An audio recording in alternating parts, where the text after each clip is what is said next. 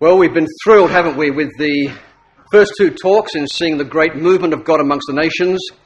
After 43 years, Britain is now moving out of Europe, and Sheba and Dedan, the Saudi Arabian Peninsula, talking to Israel, sharing military secrets. Who would have thought that would have happened 20 years ago? But there it is, in the purpose and hand of God. And now we come this evening to another incredible sign, and it's the development of the King of the North. And this sign, brothers and sisters, is an amazing sign because we as a brotherhood have been waiting nearly 100 years for this to develop. And we see this evening how that will in fact transpire.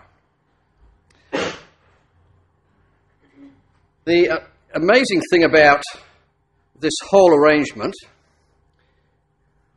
is that my PowerPoint's not going to work.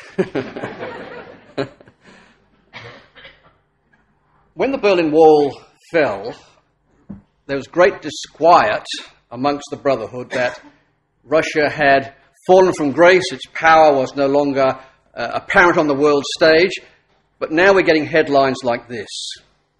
How Putin made Russia's military into a modern, lethal fighting force. Now, that's an incredible statement when you think about it. The article went on to say that the Russian military is now better equipped and more capable of conducting modern combat operations than at any point since the fall of the Soviet Union, which has caught analysts in the West by surprise. And this always seems to be the way with Russia, catching the West by surprise. You may recall that last year they launched a number of cruise missiles from the Caspian Sea, caught the West by surprise. Russia is in Syria, caught the West by surprise. And that's the way Russia is. And let me tell you, brothers and sisters, that if this man is not the Gog, the next man will be frightening indeed. Because this man has such a grip on power that he has single-handedly moved the Russian economy and the Russian military into the forefront of the nation's psyche. Whilst we're talking about the development of Russia in Syria, we need to be aware that Russia is opening up another front in Europe. And as we speak, in the last week or so, the Russians are building their forces on the Ukrainian border. What happened was that some Ukrainians crossed into Crimea, which is of course now held by Russia, and began a number of intelligence exercises in an attempt to try and overthrow some of the forces in Crimea. And when Putin heard that, the newspaper says he was furious. So much so that in actual fact, this military escalation by Russia in Crimea against Ukraine brings this kind of reaction to the world. Preparations for conventional conflict between Russia and Ukraine are accelerating, and the likelihood of open war is increasing rapidly. Now, whether or not this happens, we'll have to wait and see. Putin is a master of strategy. He'll put pressure on a country, withdraw the pressure. Put pressure back again, withdraw the pressure. He's the one that will send fighter planes to buzz US warships in the Baltic area. He's the one that will pull back and then go forward and pull back. This may just be an exercise, but this is the reaction of the press at the moment. They are worried that the increasing demands of Russian security in the region of eastern Ukraine, which is mostly a Russian population area, is now coming to the stage of acceleration. So whilst Russia's in Syria, this other front's now opening up in the west here in the Ukraine. Article here on US military strength, preempting further Russian aggression against Europe. Acceptance of Russia's aggression in Europe will only invite more. And that's the issue the West is facing. If Obama wants to counter Russian aggression, it sends 150 Marines into Poland. That's not going to stop 20,000 Russian troops. And this acquiescence by America, this very, very muted response, is only encouraging Russia to make more threatening demands across the borders in Europe. The occupation and illegal annexation of Crimea and the subsequent war in eastern Ukraine indicate that Russia is both able and willing to use military force against neighbouring nations. This should not come as a surprise considering Russia's invasion of Georgia in 2008. So the trend is continuing. The aggression, movement of troops, is all not just posturing, but as this particular article said, there's a willingness and ability by Russia to use force to do this. Well, that's in the western part of the world, and we'll wait with interest as to see what happens.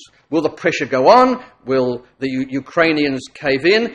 You see, the fact with Ukraine is this, that they're not part of NATO, so you see it's fair game as far as Russia's concerned. He's not touching a NATO country. Let's move across to our subject more this evening. You know, this is an interesting picture, isn't it? You don't see many people kissing Vladimir Putin. But she's a Syrian, actually. She's from Damascus, and that's a poster of Vladimir Putin. And what it demonstrates is that in the eyes of the Assad government, in the eyes of the current government in Damascus, which Russia supports, there is a huge relief that Russia is now stepping in to sort out the mess in Syria, the civil war in Syria. You may recall that 4 or 5 years ago there was the Arab Spring, and the Arab Spring has sputtered. And when it got to Damascus, it divided the country, and half the country in the north wanted to take control of the government, and Bashar al-Assad said, no way in the world will you come into Damascus, and civil war eventuated. That was going on for 2-3 years with tremendous loss of life. And now Russia stepped in, and you get photographs like this of this woman from Damascus kissing the portrait of Vladimir Putin, the saviour of Damascus. Quite a significant thing that we're seeing in this particular situation. Let's go to Daniel chapter 8, which was read this evening, because we're going to draw the background to this expression, the King of the North. And we're going to explain the way Daniel used it, the way the Bible uses it, to talk about this conflict that's emerging in the Middle East itself. Now, as Brother Brian mentioned, the roots of all of this conflict begin in Daniel chapter 8. And in verse 5, we read there, as I was considering, behold, an he-goat came from the west on the face of the whole earth, touched not the ground, and the goat had a notable horn between his eyes. And Daniel, in fact, provides the interpretation in verse 21. That goat with the notable horn is the Grecian power under Alexander the Great, and it was a notable horn. It took the world by storm. The record then says, in verse 7, that the conflict was so fierce, feet never touched the ground. And the record says in verse 7 that I saw him come close to the ram, and he was moved with choler against him. That's an unusual word in our authorized version. The Hebrew word means bitterness. It in fact describes the motive by which the Greeks attacked the vast expanse of the Medo-Persian Empire. You see, Xerxes, who was one of the early Persian kings, invaded Greece and caused so much damage to Athens and to the Grecian peninsula. The Greeks never ever forgot that. So when Alexander the Great launched his attack against the Persian Empire, it was with great bitterness, and he relentlessly pursued Darius across the plains of Turkey and eventually Iran till he hunted him down. And there's no power in the ram to stop that. So the vast crash of the goat against the ram heard across the world. None could deliver the ram out of his hand. Dramatic, as Alexander the Great swept all the way across the then known world. The rough goat, the king of Greece, and there's a very famous mosaic some 200 years after the battle of Isis and Arbela, in which Alexander is noted there. And the dominance of those eyes, and the dominance of that expression, and the focus of the battle, that is the man who was the notable horn, the first king. But in verse 22, we know the story. Never seen a ram with 4 horns, but I did find a photograph of one, and this is the mutation. It's something out of the ordinary. And that's the description of the succession of Alexander's empire. The horn was broken, removed. Alexander died in Babylon at the age of 33, in absolute contrast to the Lord Jesus Christ. And from that, this whole massive empire disintegrated.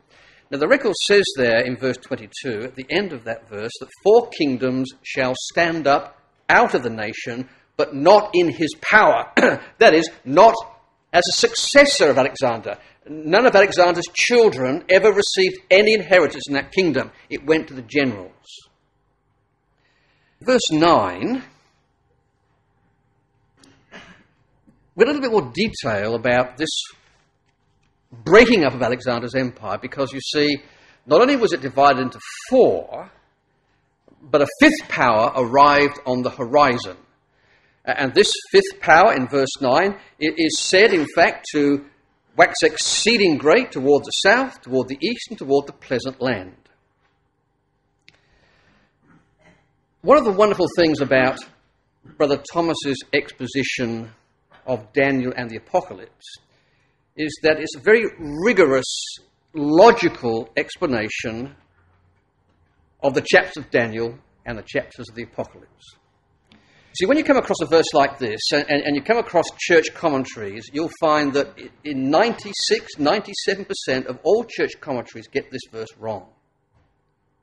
And it leads them down a path in which there is no real solution at all.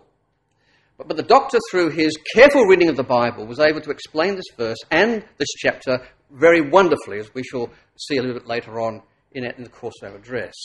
You see, the churches say that this development of this fifth power was really Antiochus Epiphanes, who was another Seleucid king. And all of these verses in Daniel chapter 8 have no relationship to anything future. It all is found within Antiochus Epiphanes. And Brother Thomas saw the error of that.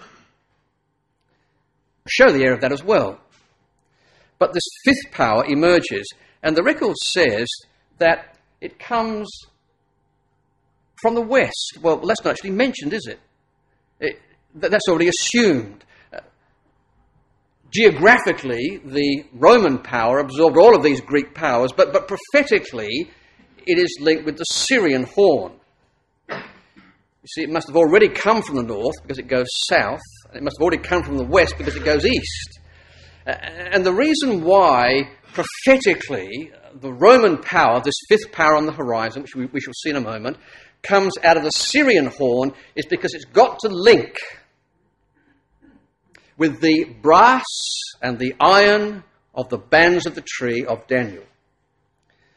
It has to be linked to the Seleucid horn. Now, I'm going ahead a little bit more on that, but it's interesting that the doctor saw all of this, that this fifth power that arrived on the horizon was in fact not Antiochus Epiphanes, it was Rome. Now let's just have a look a bit closer at this. This power in verses 10 to 12, let's read that, shall we? It waxed great, even the margin is correct, it's against the host of heaven. It cast down some of the host and the stars of the ground and stamped upon them. Yea, he magnified himself against the prince of the host. And by him the daily sacrifice was taken away, and the place of his sanctuary was cast down. Now, the church says Antiochus Epiphanes. Antiochus Epiphanes invaded the land of Israel.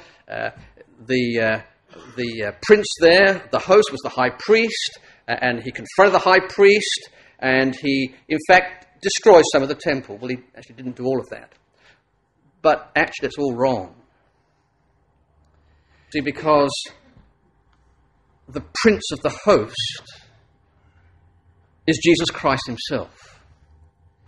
And the sanctuary that was cast down was the destruction of the temple by the Romans in AD 70. Now, that expression, cast down, just keep your hand in there. Come across to Matthew 24. Now, this is how accurately our Lord read his Bible. You see, because in Matthew 24, that's exactly the language that's used. We know the story, don't we, that the disciples looked across the temple in Matthew 24,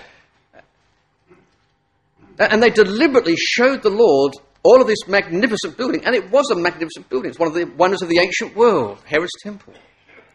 But verse 2, Jesus said to them, "See ye not all these things?" Matthew 24, verse 2, "Truly I say to you, there shall not be left here one stone upon another that shall not be cast down."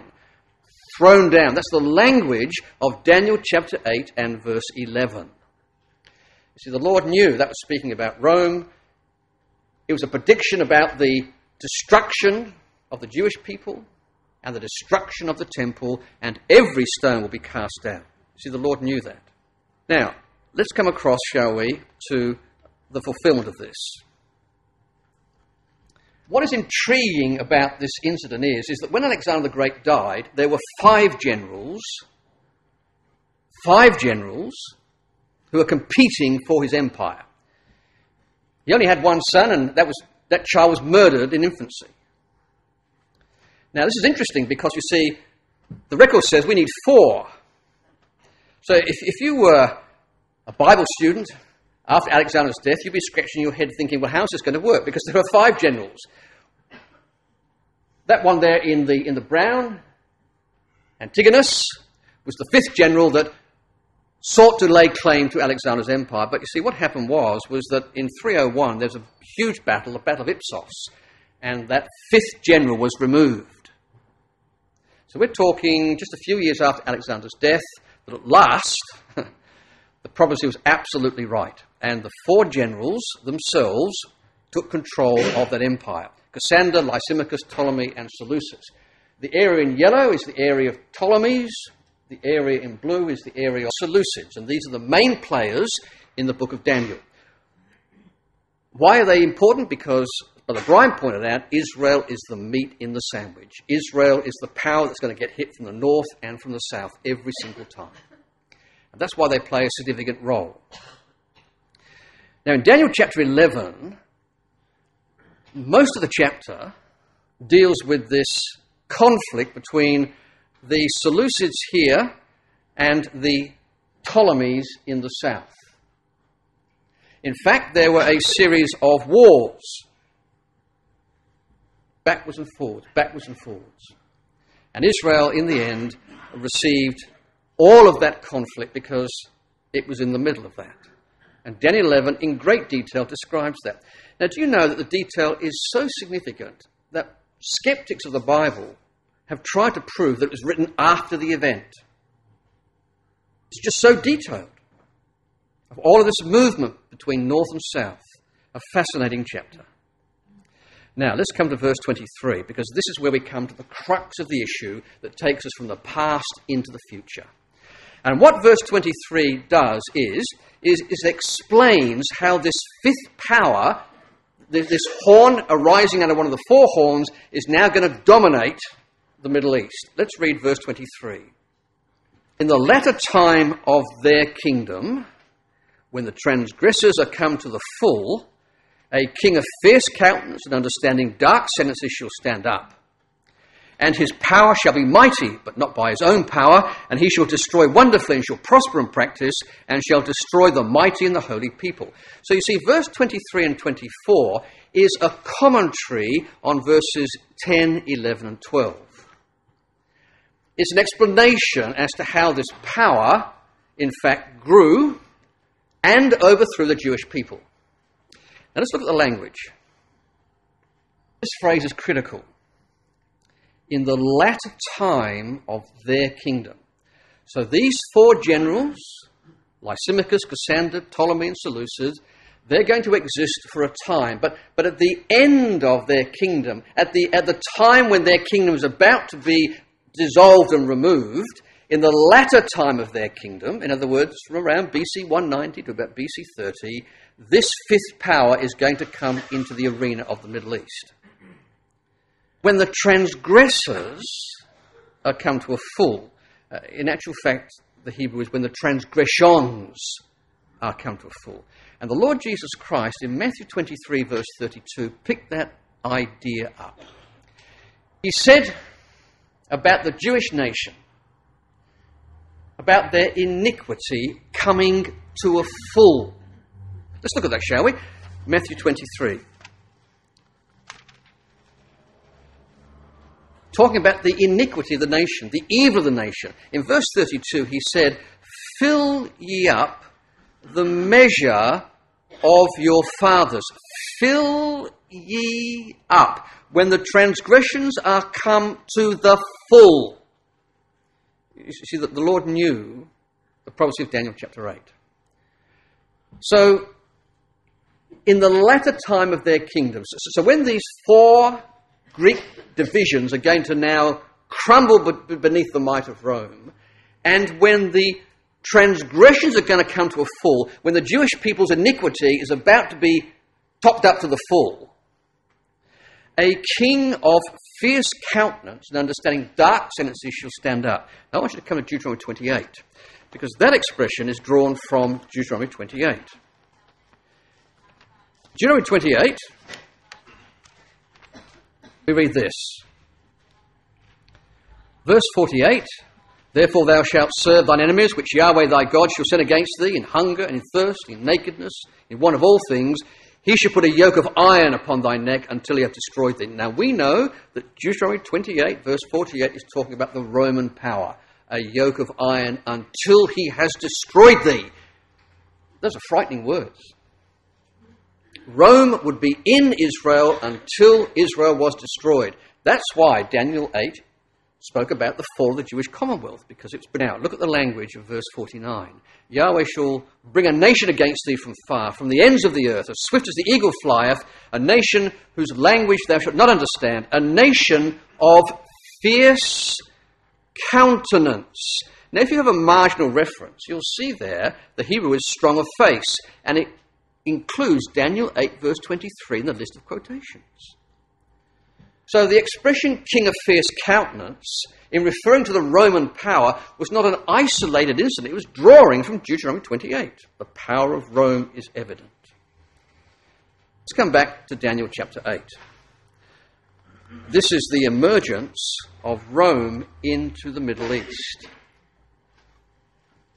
And the authorized version says he will understand dark sentences, or as Rotherham says, skillful in dissimulation. And it's this quality of dissimulation moved through the path of history into the Kremlin. This skill in dissimulation, as Ezekiel 38 says, will be the basis by which it invades. An evil thought shall come into thy mind. Land's at peace, now I'll take advantage of that. And it all comes back to this trickery of the way in which Rome, as a world power, began to treat all of those people. Now, verse 24 talks about the destruction of the Jewish state at the hands of Rome. He shall destroy the mighty and holy people. And precisely what he did. Now, in verse 25, we come to the future. And this is why none of this can refer to Antiochus Epiphanes. It refers to Rome. Read this verse carefully. And through his policy, this is the policy of Rome, through his policy also he shall cause craft to prosper in his hand. Now that word craft is a word used in Jeremiah chapter 9. Let's come across this, shall we? Jeremiah chapter 9. Talking about the deceit of those who deceive by religion.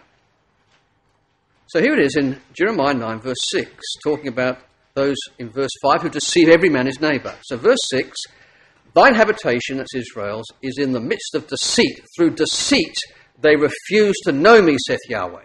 So this idea of craft really is the idea of deceitfulness. He shall cause deceit, this religious deceit, to prosper in his hand. And the Romans did that. The Romans eventually, by supporting the papacy, by sponsoring priestcraft, caused this deceit to prosper. Verse 25 says, he shall magnify himself in his heart, so he's arrogant. By peace shall destroy many. And here is the critical part of the verse. He shall also stand up and be broken without hand. Now, where's that language from? He shall stand up and be broken without hand. That's Daniel 2, verse 34. Now, who's he standing up against? Verse 25 says, the prince of princes, the commander of the commanders. That's Jesus Christ. So we have moved from Rome in verse 24 to a future power in verse 25 that will take control of the ancient Roman Empire, will stand up against Jesus Christ, will support priestcraft, and through his arrogance shall be broken without hand. Daniel 2, verse 34.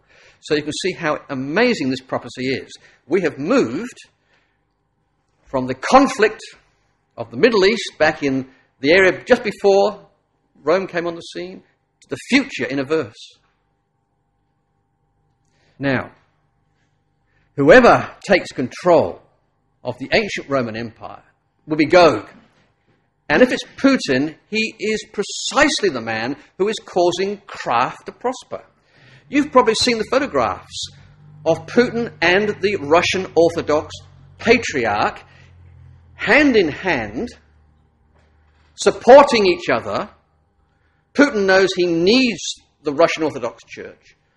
The Patriarch knows he needs Russia to allow him to exist upon the scene, and together, supporting each other, this man is exactly what this arrangement is, causing deceit, priestcraft to prosper. Eventually, Putin will support the papacy, and the strength of the iron will come into the equation. But there it is in a verse. Through policy, he'll cause priestcraft to prosper, he'll magnify himself, by peace he will destroy many. Art thou come to take a spoil? And in the end, he will stand against the commander of commanders and be destroyed with that hand. So therefore, this power, this fifth power that we've talked about, is a significant power in the book of Daniel. Now let's just move on. So historically, what happened? Well, those four Greek parts, Lysimachus, Cassander, Ptolemy and Seleucid, eventually, in growing powerful in this particular region, failed to really understand the threat that Rome presented. And Rome slowly encroached on the Greek territory from the west. You can see there the map on red. That's the area where Rome is now coming into Greece. It actually came in through the Pergamon area, historically. But prophetically, it's linked with the Seleucid horn. Now, whilst that's happening on the west, the Persians are nibbling away on the east. So you can see that the Seleucid Empire that was once right across that ancient territory is now being nibbled both east and west. Until finally, Rome took the lot. Took Egypt in BC 30, took Syria in BC 63, took Judea in BC 65. Now the interesting thing about this, for a very brief historical moment, Rome, Babylon, only for about 20, 30 years. But it was enough just to link Babylon with Rome. Just 20, 30 years, that's all it took. And then the empire shrunk back a little bit. But in the providence of God, it needed just to make that link. You see, the bands of brass and iron, which banded the Babylonian tree, needed to have that connection with Babylon. And under Hadrian, the empire went out, touched Babylon very briefly, and then shrank back. So there was the connection being made prophetically. But you can see now from that map that the king of the north and the king of the south have disappeared. That they are no longer entities. Okay? No longer do they exist. They've been absorbed by the Roman power. And as time progressed, they continue to be absorbed. The Turks came in, the Roman Empire divided, still absorbed. The Turks, Ottomans came in, they were still absorbed. They weren't independent powers. Let's come to Daniel chapter 11, because Daniel chapter 11 is an expansion of Daniel 8. And if you recognize that, it makes so much more sense, and it's easy to grasp. Daniel 11 is the expansion of Daniel 8. So when we come to verse 36 of Daniel 11, we really have an explanation of this king of fierce countenance. We have this further development of this fifth power, this Roman power. Okay, let's read verse 36, shall we, of Daniel 11. And the king shall do according to his will, and he shall exalt himself and magnify himself above every god, and shall speak marvellous things against the God of gods, and shall prosper till the indignation be accomplished. Now, I've got here 3 points of connection, which we need to understand to make the links between Daniel 11 and Daniel chapter 8. The first thing is this. In Daniel 11, this power is called the king. That's clearly a reference to the king of fierce countenance in Daniel chapter 8. Secondly, Daniel chapter 11. Sorry, that verse there shouldn't be 26. It should be 36. My apologies. Daniel 11:36. He shall magnify himself above every god. That's exactly what Daniel 8 had. He shall magnify himself in his heart. And here is the other critical connection. This king in Daniel 11 verse 36 will prosper until he is destroyed in the indignation. So whoever this power is, this king in Daniel 11 verse 36 will exist until he's destroyed by Jesus Christ. And that's why it's important to understand that context. That's exactly what Daniel 8 was saying, that power which by deceit and craft will exist until he's destroyed by the Prince of Princes. It's exactly the same point being made. These two powers are exactly the same power. Daniel 11 verse 36, there's a little bit more detail about how this king is going to support priestcraft. He shall honour a God of guardians. He shall honour Catholic saints. Now, in Daniel 11 verse 40, read, at the time of the end shall the king of the south push at him, and the king of the north shall come against him like a whirlwind. Now we have to understand there's a subtlety in this verse. And the subtlety is this. There are not just two powers in that verse, there are three. There is the king of the north, which is the old Seleucid territory. There's the king of the south, the old Ptolemy territory. And there's a power called him. There's three powers in that verse. Here's the drama of the verse before we explain it in detail. The king of the north and the king of the south disappeared from history when the Romans took that area. Absorbed by the Roman Empire, they disappeared as entities. There was no longer an independent foreign power in Seleucia and an independent foreign power in Egypt. It was absorbed in one huge colossal power. That continued for nearly 2,000 years, and then in 1882, the area of Egypt got its independence very briefly, and the Ottoman power lost control of Egypt, and Egypt for a very brief time was independent until a foreign power occupied Egypt, and that foreign power was Britain. That time, in 1882, when Britain went into Egypt, the king of the south began to emerge in the drama of history for the first time in 2,000 years. But the Seleucid Empire, the king of the north area, was still part of the Ottoman Empire. The drama of Daniel 11 verse 40 is that after 2,000 years of absence, in the time of the end, these two powers suddenly reappear. That's the drama of the verse. Think about that. They've disappeared for 2,000 years, and in the time of the end, they reappear on the stage. But they reappear in the context of the king of fierce countenance, the king of verse 36. And that king is the him of the verse. Now, you've got to get your head around that. So, time of the end, king of the south, a foreign power in occupation of Egypt, will push at him. Him is this king in control of the Byzantium part of the Roman Empire. It is the Turkish power. And that's why when the king of the south pushed at him, it was pushing at the Turkish power, the king of fierce countenance. In 1917, as Brother Brian mentioned, we have this push, and it was a battle that just did that, pushed. It was a battle, but it was a confining push. It wasn't a total decimation of the Ottoman Empire. It just confined them a little bit further north. It's the drying up of the Euphrates in Revelation 16. The Australians were involved in that. It was the final cavalry charge in history. The Australian Light Horse Brigade helped take Beersheba. General Allenby went into Jerusalem and realised that he was entering a holy city and dismounted from his horse and walked into that city, knowing he was unworthy to take that city. There's a sense of history with these people. But biblically, that was the king of the south pushing at him. Right up the Euphrates a bit more to allow the whole realignment of the Middle East to the Sykes-Picot Agreement. And Israel came back under the Balfour Declaration. Now, the next part of the verse says this: King of the north shall come against him. So if the British pushed him, the Turkish power, then the king of the north coming against him is the Russian invasion of Turkey. That's where we get it from. Okay? Now the point is this, is that we as a brotherhood have been waiting nearly 100 development of the king of the north.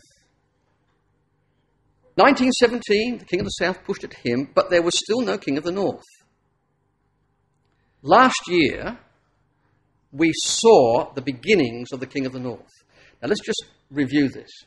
This area in blue is the Seleucid Empire. This is the king of the north territory. And I want you to notice that part of that king of the north territory goes into Turkey, but it really includes Syria, Iraq, Iran, Afghanistan and Pakistan.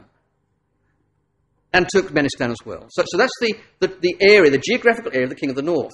And we therefore expect a power to emerge in that region which will eventually invade Turkey. And that's why we have been very excited to see the Russian influence, Turkmenistan, Iran and Syria. Because we are seeing the emerging of the ancient Seleucid Empire. We are seeing Russia, Gog, move into the King of the North area to establish this title as the King of the North. Astounding thing. We've been waiting years and years and years for this development to happen, and last year it happened. It's almost God putting hooks into the jaws of Russia and bringing them into this region. How did Russia get into Syria? I mean, it just happened. And that's the marvel of this movement. It just caught everyone by surprise. 1 minute they're not there, next minute they are there. So what happened? Well, Syrian President Bashar al-Assad had an army there, and he was fighting for his life. Civil war broke out. And that was exacerbated by the emergence of the Islamic State, IS. I believe that the Islamic State providentially were part of the hook that brought Russia into this region. It won't be the hook that brings Russia into the Middle East to take Israel, but it's an example, isn't it, of the way God drags nations into these positions. And I think ISIS is part of that arrangement. Well, this fierce conflict is continuing in Syria. It's an awful conflict. Thousands and thousands being displaced. You only have to see the photographs of the refugee camps. There's almost 2 million in Jordan. Another 1 million on the Turkish border. You can hardly imagine that. 3 million people displaced, living in tents. Enormous devastation. And of course, during all of this civil war, Russia is supplying military support to Assad, funding weapons into Syria and shoring up this particular dictator. The West, on the other hand, wants to get rid of Assad. This man is the man that gasses his own people. This is the butcher of Damascus. Well, in mid-2015, that's last year, Russia begins to construct new infrastructure at the Latakia Air Force Base in Syria, and the port in Tartus is upgraded to take larger ships. So weapons and advisors start arriving in Syria in great numbers. Build up here. These things don't just happen without a build-up of forces and intelligence and infrastructure. And Russia is expanding runways and building port infrastructure. There's something in the wind here. And then on the 30th of September 2015, on the pretext of fighting terrorism, Russia commences airstrikes against ISIS targets. And because the West is also fighting ISIS, there is little they can do to stop Russian expansion. Now they're caught flat-footed, because if I'm America and I'm bombing ISIS, and someone else comes in and helps me bomb ISIS, then, well, that should be commended. The trouble is it was Russia that came in to bomb ISIS, and America couldn't say anything. Couldn't say anything. Well, we subsequently know that Russia didn't just bomb ISIS. Russia, in fact, started to bomb the rebels who were fighting against Bashar al-Assad. Recently, Aleppo, you've probably seen the photographs of Aleppo in Syria. Aleppo is a little microcosm of all of this complexity.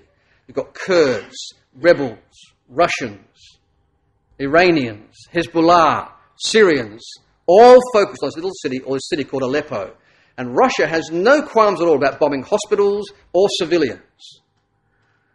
Awful situations, like the Assyrian of old, aggressive, powerful, almost Nazi-like in their advances. Don't care about civilian casualties. This is the Russia in Syria. So, we get articles like this. Russia's permanent military base in Syria. Moscow just tipped the balance of power in the Mediterranean. Though there has been remarkable little discussion on the subject of Western media, Russia last week quietly acquired, for the first time in its modern history, a proper permanent base in the Mediterranean. See, Tarshish was temporary. Latakia was temporary, but now they're starting to become permanent. Following negotiations between the Syrian government and Russia, an agreement dating to 2015 has now been ratified by Russia, turning the Russian air base at Khmenin in Syria into a permanent base. In other words, Russia will retain the base beyond the conclusion of the Syrian conflict, and its presence has just been made permanent. It is there to stay. A few months ago, they said they were withdrawing. It's just a smokescreen. You see, he's deceitful. He's skillful in dissimulation, says Daniel chapter 8. They're there to stay. Why? Because the biblical prophecy of Daniel says they must be in the territory of the king of the north. They must be in that region of Syria, Iran, Iraq, Afghanistan.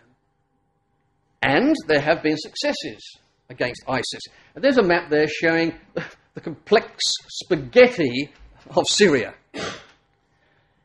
There you'll find that in red there, Islamic State losses in 2016. In the darker red, Islamic State territory loss in 2015. So you see, the northern part of ISIS is in fact decreasing. Russia's making headway.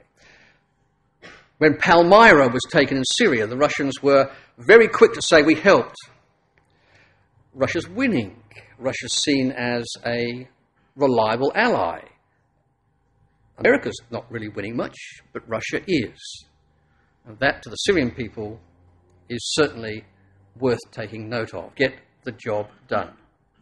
Now, this is what I meant when I said I think that ISIS is providentially one of the hooks that's brought Russia into this region. See, ISIS is a Sunni extreme reaction. Normally we've been used to Shiites bombing and carrying out atrocities, but this is the other extreme, Sunnis.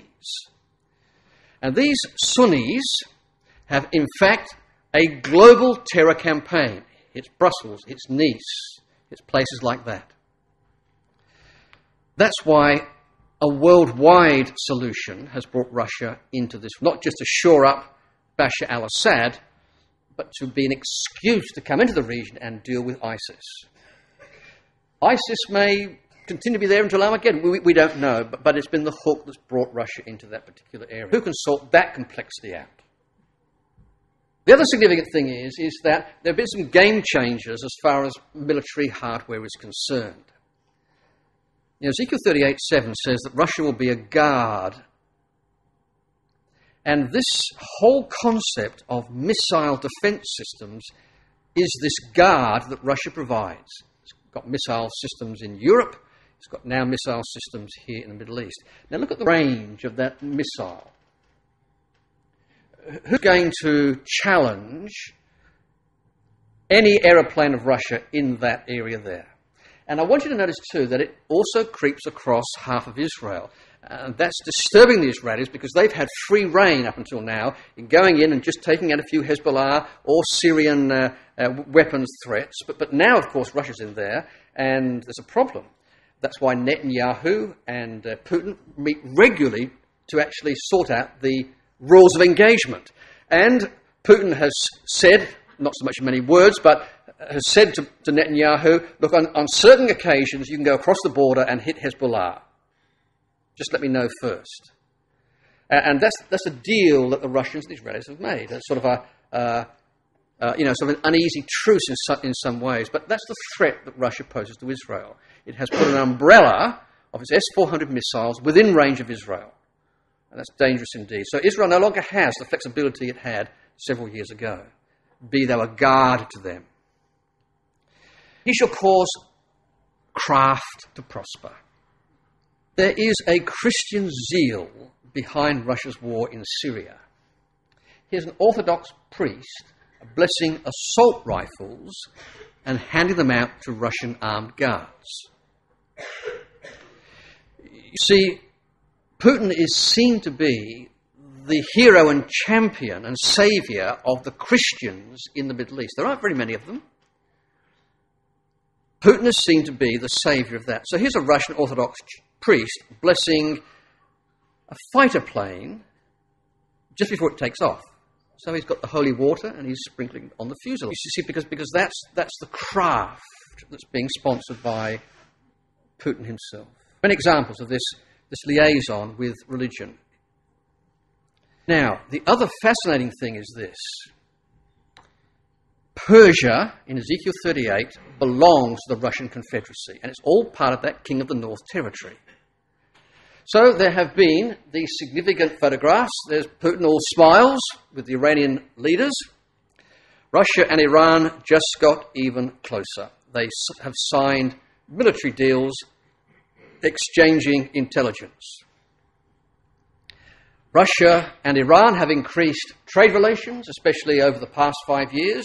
They're involved in trade talks over nuclear technology, energy, arms sales, and have recently signed an intelligence agreement. So it's significantly binding these two together. Russia is part of the King of the North. Iran is in that territory, and the two are together. The latter will enable them to share intelligence, operate electronic and cyber warfare facilities on the Syrian-Lebanese border. This facility could gather intelligence on Israel and the United States.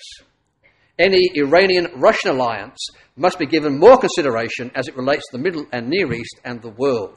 So this particular commentator understood the power of these two nations getting together. The reason why this is significant is not only is it part of the territory of the King of the North, but you see, when Iran made that nuclear deal with America, what it did was unfreeze billions of dollars of Iranian assets in US banks. And now Iran is using that money to rearm and to reassert itself in the region. That's why it's in Ezekiel 38. Persia, Ethiopia and Libya. This alliance is significant. Now, in that cartoon, you have there a lot of truth expressed in that Iran's whole concept of becoming a dominant part of this region is to use Iraq to get to Syria. So you see, it's not just Iran bolstering its image and power in the region. It seeks to expand, and of course Russia will facilitate that. And Russia and Syria together will make sure that happens. At the moment, Iran's using Iraq as a bridge for greater things. In fact, at the moment, Iranian troops and Iraqi troops are fighting together. It's a most unusual and bizarre situation. And as Brother Greg alluded to this afternoon, Russia launches third day of Syria strikes from Iran. This photo, grabbed from the Russian Defense Ministry video footage, is said to show a long-range bomber releasing its payload above Syria after it took off from an airbase in Iran. Now, the significance of that is that Iran has never, ever allowed any foreign power ever in the history of the revolution of Iran to use its facilities, and now it's allowed Russia to use its facilities. There's more than just alignment here. There's a cooperation going on which allows the Iranians to break their own rules and allow Russia to come in. Now, this article here, The Price of Powerlessness, I'm going to just quote in full. It is a fascinating article. This particular opinion writer of the Washington Post, Charles Krauthammer, is quite famous for some of his astute views of the Middle East. Let's just read some of this. This week, Russian bombers flew out of Iranian air bases to attack rebel positions in Syria. The State Department pretended not to be surprised. It should be alarmed. Iran's intensely nationalistic revolutionary regime had never permitted foreign forces to operate from its soil. until now. The reordering of the Middle East is proceeding apace. Where for 40 years the US-Egypt alliance anchored the region, a Russia-Iran condominium is now dictating events. That's what you get after 8 years of US retrenchment and withdrawal. That's why it's called the price of powerlessness. That's what results in the nuclear deal with Iran, the evacuation of Iraq, and the utter US inability on Syria. So he's pulling no punches here. 8 years of Obama's rule has left a vacuum in this whole region that has allowed a Russia-Iranian force to be sucked in and dictate events. So he goes through the nation. Let's look at Iran first, he says. The nuclear deal was supposed to bring a rapprochement between Washington and Tehran. Instead, it has solidified a strategic military alliance between Moscow and Tehran. So what America was hoping to do by appeasing Iran and getting this deal, which Israel completely disagreed with, has now brought in something totally unexpected, a Moscow-Tehran alliance. With the lifting of sanctions and the normalizing of Iran's international relations, Russia rushed in with major deals, including the shipment of S-300 ground-to-air missiles. Russian use of Iranian bases now marks a new level of cooperation and joint power projection. It's frightening.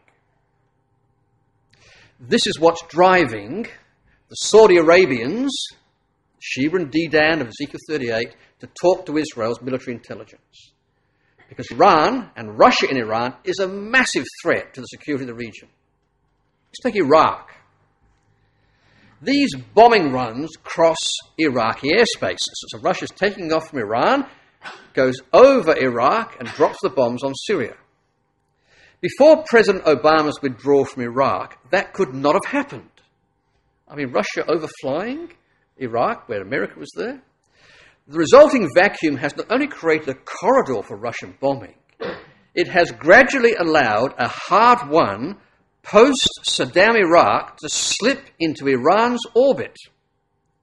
According to Baghdad-based US military spokesman, there are 100,000 Shiite militia fighters operating inside Iraq, 80% of them Iranian-backed. Now just think about that. America has spent the last 7 years, blood, sweat and tears, with body bags going back to America in trying to establish some kind of presence in Iraq. And all of that now is gone. All of that sweat, blood and tears, all that death and anguish has now suddenly been dissipated in a few months. And 80% of the Shiite fighters are Iranian-backed. Iran is virtually half controlling Iraq. Syria. When Russia dramatically intervened last year, establishing air bases and launching a savage bombing campaign, Obama did nothing. Indeed, he smugly predicted that Vladimir Putin had entered a quagmire. Some quagmire. Bashar al-Assad's regime is not only saved, it encircled Aleppo and has seized the upper hand in the civil war. Meanwhile, our hapless Secretary of State is running around trying to sue for peace, offering to share intelligence and legitimize Russian intervention if only Putin will promise to conquer gently. Now, you can picture the irony and the sarcasm in that. So you've got America tiptoeing around all this whilst Russia is just taking control. And the enemy, Bashar al-Assad, has now been saved by Russia. Consider what Putin has achieved. Dealt a very weak hand, a rump Russian state, short of empire and saddled with a backward economy and a rusting military, he has restored Russia to great power status. Reduced to irrelevance in the 1990s, it is now a force to be reckoned with. In Europe, Putin has unilaterally redrawn the map. His annexation of Crimea will not be reversed. The Europeans are eager to throw off the few sanctions they grudgingly imposed on Russia, and the rape of eastern Ukraine continues. We've seen that in the build of those troops. 10,000 have already died, and now Putin is threatening even more open warfare. Under the absurd pretext of Ukrainian terrorism in Crimea, reminiscent of Hitler's claim that he invaded Poland in response to a Polish border incursion, Putin has threatened retaliation massed troops in 8 locations on the Ukrainian border, ordered Black Sea naval exercises, and moved advanced anti-aircraft batteries into Crimea, giving Moscow control over much of Ukrainian airspace. This is frightening stuff, brothers and sisters. Why shouldn't he? He's pushing on an open door. Obama still refused to send Ukraine even defensive weapons. The administration's response to these provocations? Urging both sides to exercise restraint. Both sides, mind you. Now, quoted in detail, and I thought it was very worthwhile quoting, the price of powerlessness. That the US administration has been so weak, it's just like pushing against an open door. Russia's just walking in. When God moves a nation to occupy the spots in Ezekiel 38 and Daniel 8 and Daniel 11, the doors open. And he moves in there. In a gratuitous flaunting of its newly expanded reach, Russia will be conducting joint naval exercises with China in the South China Sea in obvious support of Beijing's territorial claims and illegal military bases. Now, we've often wondered how China actually fits into this arrangement. Well, China's not really mentioned in the scriptures. But what is interesting is that as time is progressing, it's becoming obvious that China is allying itself with Russia. China's quite anti-American. Russia and China share similar views about the West. Beijing has territorial and illegal claims, so Russia and China fit together like hand in glove. Yet the president shows little concern. He's too smart not to understand geopolitics. He simply doesn't care. In part because his priorities are domestic. This is Obama was talking about. In part because he thinks we lack clean hands and thus the moral standing to continue to play the international arbiter. He has given up on the international scene. He's no longer the international policeman. He's no longer the international arbiter. He just is no longer interested. And Russia's taken advantage. And in part because he's convinced that in the long run it doesn't matter. Fluctuations in great power relations are inherently ephemeral. For a man who sees a moral arc in the universe bending inexorably toward justice, calculations of raw realpolitik are 20th century thinking. Primitive, obsolete, the obsessions of small minds. This is Obama's view of Russia. In an enlightened world that we exist, this primitive, obsolete kind of behavior, it'll soon disappear. It will not soon disappear. Obama made all this perfectly clear in speeches at the UN in Cairo and here at home in his very first year of office. 2 terms later, we see the result. Ukraine dismembered. Eastern Europe on edge. Syria a charnel house. Iran subsuming Iraq. Russia and Iran on the march across the entire northern Middle East. That is a phenomenal closing paragraph. Phenomenal. Because precisely what the scriptures are saying is going to happen. Russia and Iran on the march across the entire northern Middle East. Northern Middle East, this is the King of the North Territory. Brothers and sisters, conclude our remarks this evening. We're going to understand that Brexit is an astounding sign. Saudi Arabia, Sheba and Dedan, talking with Israel, an astounding sign. Russia in the King of the North Territory, developing with Iran, an astounding sign. The question is, it's easy to watch and be excited by that, but what about the keeping of the garments? As you may be aware, that figure of speech is based on the practice of the temple guard. That in Herod's temple, when they closed the gates at night, they had Levitic guards surrounded. And they were given these special white uniforms, if you like, and they were told to keep awake. The high priest or one of his delegates would make these ad hoc inspections. And if he found you asleep, the next morning you were publicly arraigned before the rest of the group, your garments were stripped, and your shame and embarrassment was obvious before all. We don't want to be like that in front of Jesus Christ. Shame and the gnashing of teeth because we fell asleep. Awful sense of rejection because we couldn't keep our garments pure. But it's this last quotation that I really want to draw our attention in conclusion, because like Revelation 16, Luke 21 is addressed to us as the final generation before our Lord returns. And it is full of sober warnings because it's so absolutely needed for us. Take heed to yourself. Now, there's someone probably sitting next side to you or in front of you or behind you. That's not what Jesus said. He said, take heed to yourself. Personal responsibility. Lest at any time, I find those words frightening. In the last 30 years of the Brotherhood's history, we have been swamped by ideas like sisters speaking from the platform, by theistic evolution. And each one of these waves just comes out of the blue, out of nowhere, and tragically, even though we try and withstand those kind of influences, it takes brothers and sisters away. And we lose people from time to time.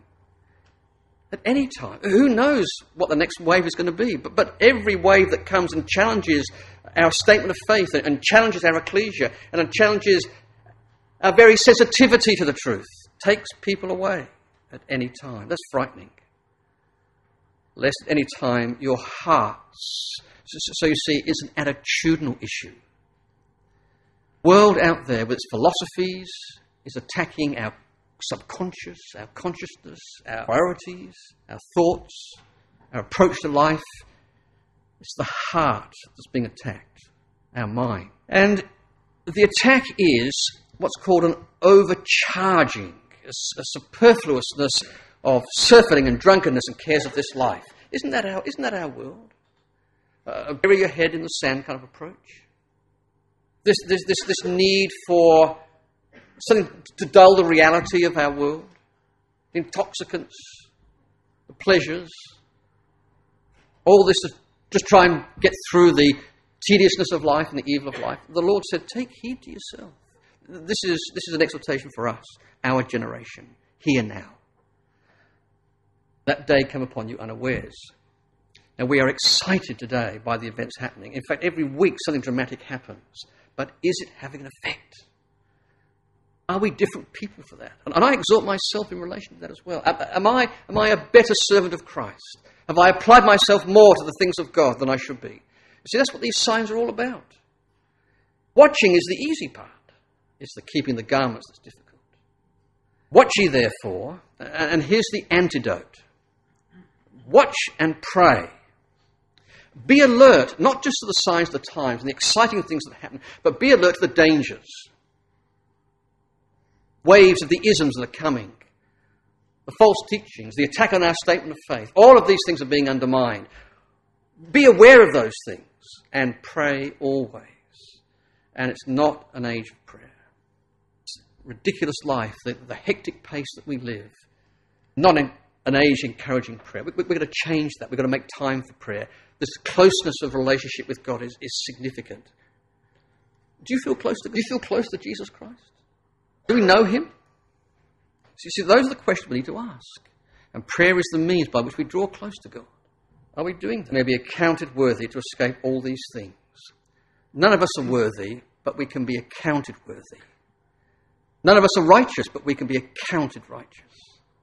Well, that's our prayer, brothers and sisters, that the things that we've been discussing today will have an impact, will make a difference. That tomorrow morning, if we partake of the emblems, we're going to have a resolve to better brothers and sisters in Christ.